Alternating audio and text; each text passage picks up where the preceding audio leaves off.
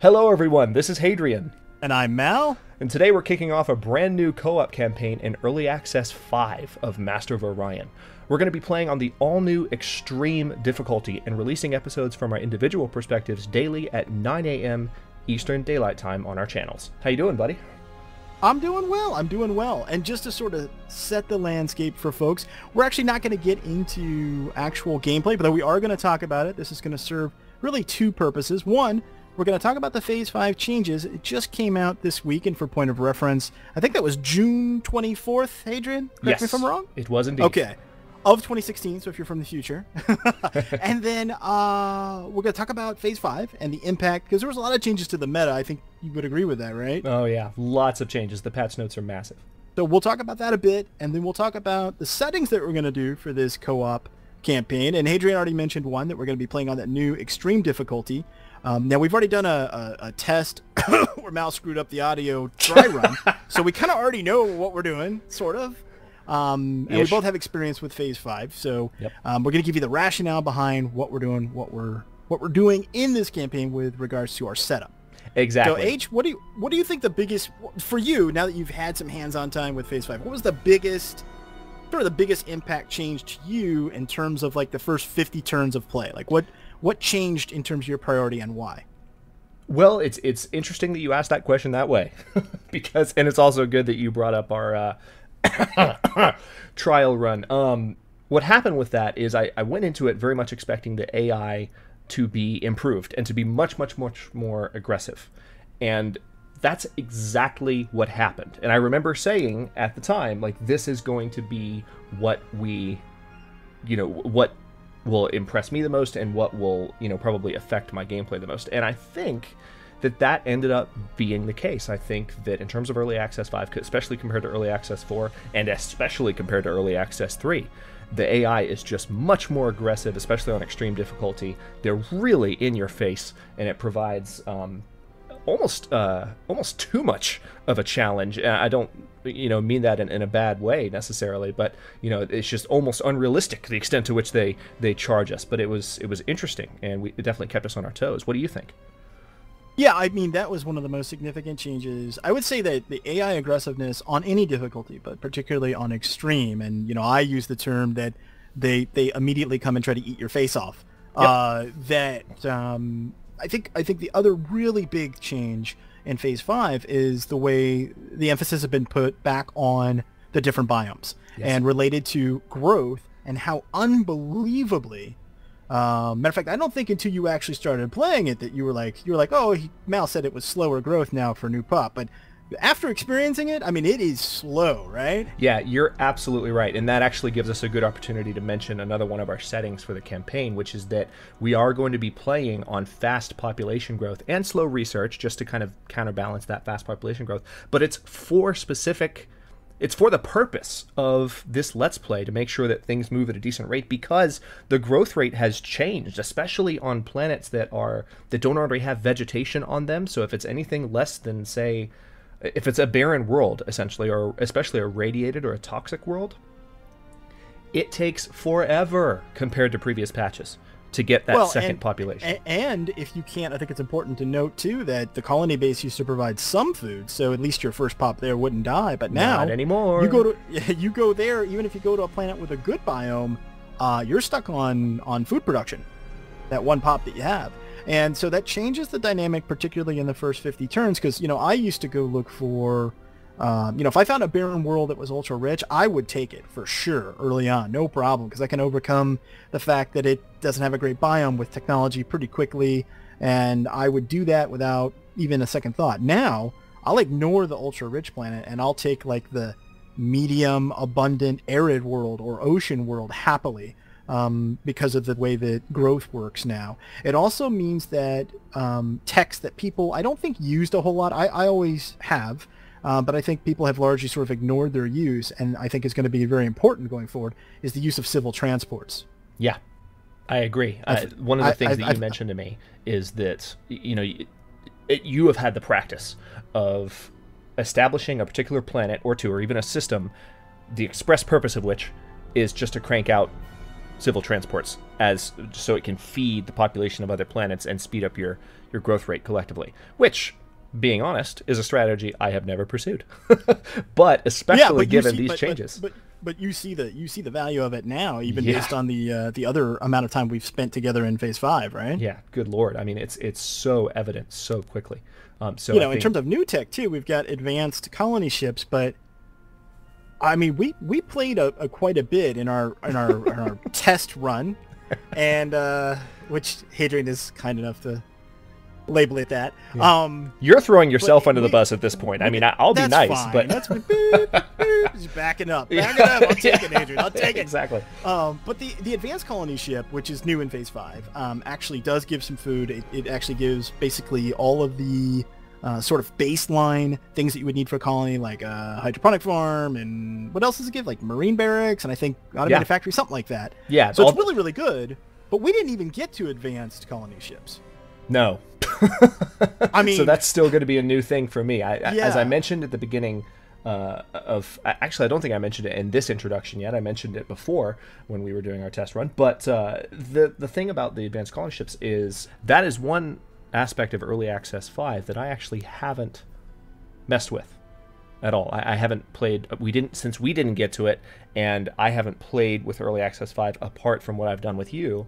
There are still some elements here that are new to me, so I think our different perspectives are going to be valuable for people watching this series as well, because you've had a little bit more hands-on time. You got to jump on it when it came out and really, really sink your teeth in, whereas I was still focused on finishing up another series and some other stuff outside of the channel. So that's going to be one of the added value points for having the campaign visible from both of our channels, from both of our perspectives, so that people can kind of see, how the approach is different, given our slightly different experience levels with this. What were some of the other things that we talked about with the changes? I think one of the other big ones that we're not going to see as much, but I think is worth bringing up in discussing Early Access 5, is there have been some changes to tactical combat. Particularly, the space monsters have been given an upgrade. Not only are they different in tactical combat, where they will try to stay within melee range of you and really harass your ships and kind of follow you around, rather than act like actual starships and stay in long range and do all kinds of stuff that way.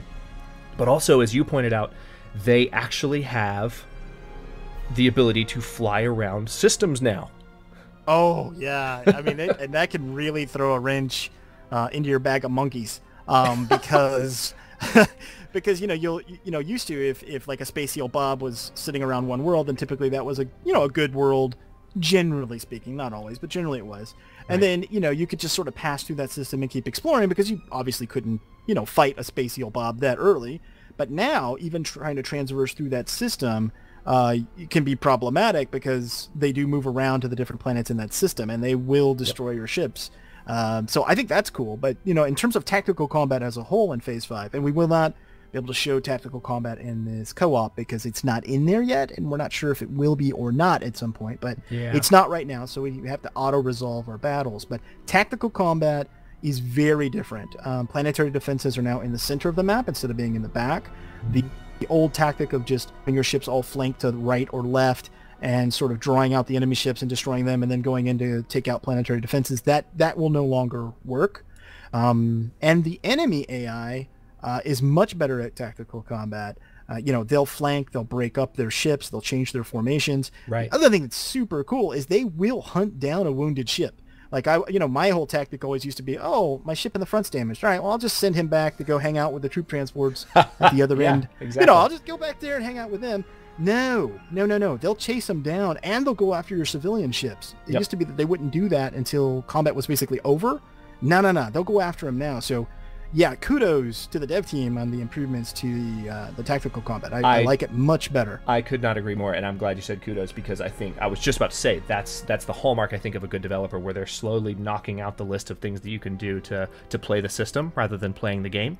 And that's a great example of that. So I love the fact that they're working on that from behind the scenes. And speaking of that, as we mentioned, there are so many things to this patch and to these patch notes. So we're not going to have time to talk about all of them, because we want to make sure that we can jump into a discussion of the game settings in a bit, and then go ahead and start with the series before we talk you to death. But the patch notes link is included in the description of the video on my channel, and I'm sure on Mal's as well. So if you want to catch yourself up on what's new, apart from what we've talked about here, you can feel free to do that. Is there anything else big that you wanted to throw in before we... No, I think the biggest meta changes are the fact that those elements have changed. Growth has changed. And then obviously the traits, which we're going to talk to as we go into the settings and tell you what races we're playing, the trait system's been totally revamped. But with the aggressiveness of the AI, there's value in things that maybe there weren't value in before. And I'll give you an example. The humans have a characteristic called charismatic. So improved negotiations and improved disposition with all other empires. You wouldn't think that that's all that great, but it's pretty damn powerful in Phase 5. And if you're playing by yourself and you want to play on very hard or extreme difficulty, you might want to give the humans a spin as your first time out, or someone that is production focused. Ship construction costs less, or they have an actual straight flat production bonus like the Klakon or maybe the Meklar. Because if you try to play as, say, the Cylon, who is, I think arguably a turtle race, yes, your face will be eaten off. Yep. Speaking of the Cylon, correct me if I'm wrong on this, but with the Cylon, they have the creative trait as well, which means that whenever they are presented with a tech option where most of us would have to pick a tech, they get everything. I know that the Cylon have always been the creative race, but is that particular advantage new to Early Access 5? I actually haven't played with the Cylon before, so I'm not sure. Yeah, that they added that in based on feedback. Folks wanted that. It was creative was a very popular trade from Master of Orion 2. Okay, so that's a legacy thing. Yeah, and it does. It gives you all of the techs when you have to make a choice. Now, the flip side of that is some of the races now have uncreative as well. I think it's the Klakon and the Sakra, if memory serves me correctly. And it's just the opposite. You don't get all the techs, and then on a tech level where there's a choice, you randomly get one of the techs. Ooh, that's brutal. So as example, part of the first choice you make is the difference between Class 1 shields and ECM jammer. If you're creative, you get both. If you're uncreative, you're going to randomly get either Class 1 shields or ECM jammer. So uncreative is a little harsh. Yeah, that's pretty brutal. So again, as we mentioned, we're going to have the links to the patch notes in the descriptions of these videos, so feel free to check those out. But let's go ahead and jump in and talk about how we're going to have this particular campaign set up. I think you and I have agreed that we're going to be playing ourselves as the Terran, and then you have a custom race set up as the humans, right? Well, yeah, and we were talking a little bit off camera. In our test run, I played the Akari, and they're great mid to late game, but you have to survive long enough to get there. So that means I need to play something that's, complementary to the Terrans. And I thought it might be cool, since this is the, the extreme Bromance series that we both play quote-unquote humans, and that I would play a custom We should just race. call it that. Let's call it the Extreme Bromance series. How about that? The Extreme Bromance series. There you go. Okay. But that's the name. I was going to do just straight up human. And again, because charismatic is super powerful, and I'm comfortable with the other things that they have, like, diplomat and bonuses to trade agreements and whatnot.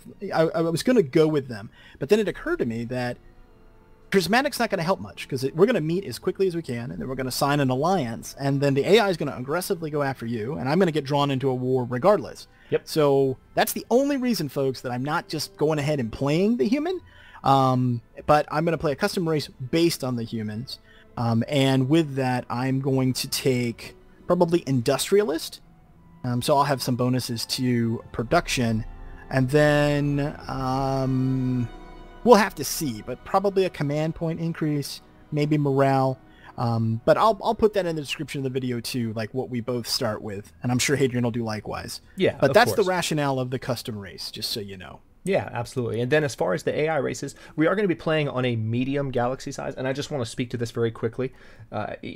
Mal, you've been very good in your series about making sure that you stick to medium or even smaller.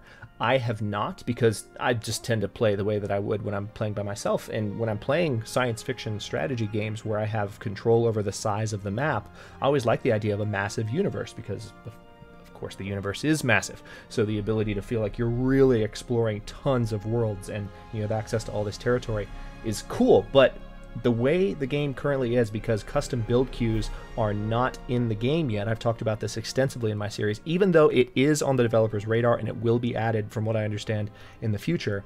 When you get to the mid to late game, if you're playing on a large, or heaven forbid, a huge map, which they added a few patches back, then you just end up doing so much micromanagement every single turn. So we're going to play on a medium-sized map so that there's not as many planets for us to worry about each turn, or for any of us to have, whether we're talking about ourselves or our AI opponents. And speaking of that, within that realm, because it's a medium map, we're going to have 4 opponents. And we picked the Cylon and the Mershon. Cylon because, as you mentioned, they're kind of a turtle race, so that gives a specific type of personality or disposition.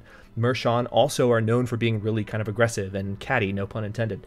And they are going to, you know, kind of provide the counterbalance to that turtle. And then we went with the Meklar and the Silicoid. I'd be lying if I said I completely remembered our rationale for the Meklar, other than the fact that they look and sound cool. Well, that's the first reason. The second reason is the Meklar and the Silicoid both have the potential to be runaway AIs. So it kind of puts pressure on us, even if we have a comfortable start, even if neither one of the really potentially runaway AIs, the Meklar or Silicoid, are near us. Yep. It puts the pressure on us that we better get to them within, say, the first 150 to 200 turns and start putting a hurt on them. Otherwise, they're just going to run off with the game. So I think the rationale, I think, when we were talking about it, was let's put a couple of them in there that force us to keep the pace up. We got to keep pushing. We gotta take worlds. We've got to establish war fronts. Excuse me. And then we've got to really go after them. Otherwise, we're definitely going to lose. Yeah. That actually sounds like exactly what we talked about, and you just remembered it better than me, so good for you. So those are our actual opponents that we're fighting against. Real quick, let's cover the rest of the minutia of the settings. And of course, you can look at this in our first episode. We'll have the game settings pulled up so you can kind of review it and know what you're watching as you get into the series. But we are playing on a circle galaxy map because, again, you know, playing on certain map types can introduce certain challenges that are not necessarily desirable for Let's Plays. And the AI is still... I think they're still working on the AI's ability to really navigate the red jump lanes that pop up when you play in a spiral map. So when there's there's areas rather of the map that the AI can't access right away, it seems to just still have trouble making those decisions in a very competitive way. It gets kind of stuck. I'm sure they've made improvements. I haven't messed with it too much in Early Access 5 yet, and I know you probably haven't either. But just for safety's sake, and for the sake of having a competitive series, we're going to play on a circle map so that there are none of those red lines, and so that ships, as long as they can find their way to the systems, can get everywhere. So that's going to make things a little bit more interesting. The other reason, too, is that because we're playing with slow tech, and the reason we're playing with slow tech is because we want the opportunity to really feel like we're advancing. Like if we get, for instance, mass drivers, which are shield piercing, if you have those in the early game and you have slow tech, then that becomes a viable weapon for quite a while. And then the next time you get a big performance increase in terms of weapons, you actually feel it. Whereas if you go with normal or accelerated tech, you blow through all those advancements so quickly. And so I have found through several Let's Plays that playing with slow tech makes for a more interesting playthrough, and it feels like something when you actually do make a breakthrough, which I think it adds to some of the fun value. The other reason is because that multi-state insulator tech that you need to get through those blocked wormholes, or excuse me, warp lanes. Yeah, the red lanes. We conceivably we wouldn't be able to get out of our own area for 150 or 200 turns, and that does not seem like fun. So that's no fun. Thus the Circle Galaxy. Yeah, but I think that's it as far as the game settings, or what else do we have? Random events we have? We have random events. We have no pirates. And why no pirates again, Mel? Well, I think we had a very, very deliberate and technical conversation. I think the technical term is because pirates suck. That was right. That was it. It was just that they suck. It was really a very deep, rich, and philosophical discussion, which concluded with we hate them and we're not going to use them.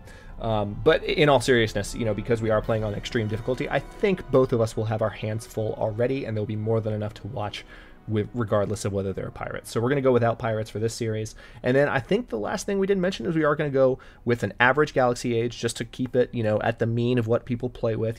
Some people might play as a young galaxy so that there are fewer, so that there are more like rich worlds that aren't like developed into full biomes yet, or some might prefer to play on an older galaxy to where there's more threat of supernovas and more instability. But we're going to go with average. And then post-warp, which is the original starting setup for Master of Orion before they added the pre-warp and advanced starts. Pre-warp, of course, can be a lot of fun, but can you comment a little bit more on why pre-warp can be so interesting, but also sometimes might put the series on rails?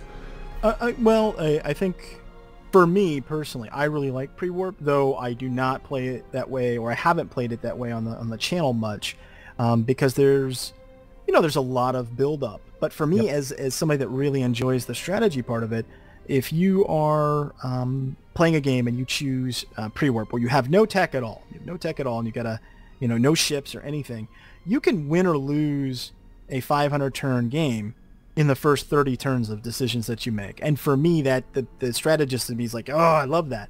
However, I also understand that the bulk of people don't want to see necessarily that decision making. They don't want to watch 2 or 3 episodes of that. So we've decided to go post-warp, which means we start with a colony ship and a couple scouts and a frigate and the very, very baseline tech. So that's good. That's fine. I'm fine with it, but that's the rationale why we're going with post-warp. Yeah, and then I think the very last thing we need to mention is we are playing with score victory turned on, which is set to turn 500, so there will be kind of a hard limit. We could potentially go all the way to it, but we might not. Who knows if we're fortunate enough to go on a rampage and finish up the series before 500. But that way there's not a feeling that anyone is watching, or that we, for that matter, are playing something that is just unending. Not that would necessarily be the worst thing in the world. And if either one of us, quote unquote, wins, right, then it's a win, right? So if we happen to get the conquest victory, which I think the only way would be is if like one of us surrendered to the other. But in any case, we might get to a point where we just clearly have the win, and we're going to say, look, we've got the win. So hopefully you guys understand that. Yeah. I've had to do that with at least one of my series in Master of Orion, as it is an early access game. So I think that is everything. You ready to jump into the series, bud? I am. I hope that you enjoyed our discussion about Phase 5, and I hope that you join us for the Bromance series. Hadrian's got some other information. You want to take us out here, Hadrian? Sure thing. Thanks very much for watching, everybody. If you enjoyed this, don't forget that Mal and I are both going to have a series going, so you can watch the campaign from both sides if you're into that, or you can pick which perspective you prefer. Don't forget to like the videos and subscribe to follow along if you're not already. We're going to be uploading new episodes in Extreme Bromance on both channels every day at 9 a.m. Eastern Daylight Time, which is GMT -4, again, for those of you not in the States. Comments are always welcome, too. We both very much welcome discussion and feedback on how the series is going, and would love to hear from you, so let us know what you think. Thanks so much for watching, everyone. He's Hadrian, I'm Mal, and we will see you later.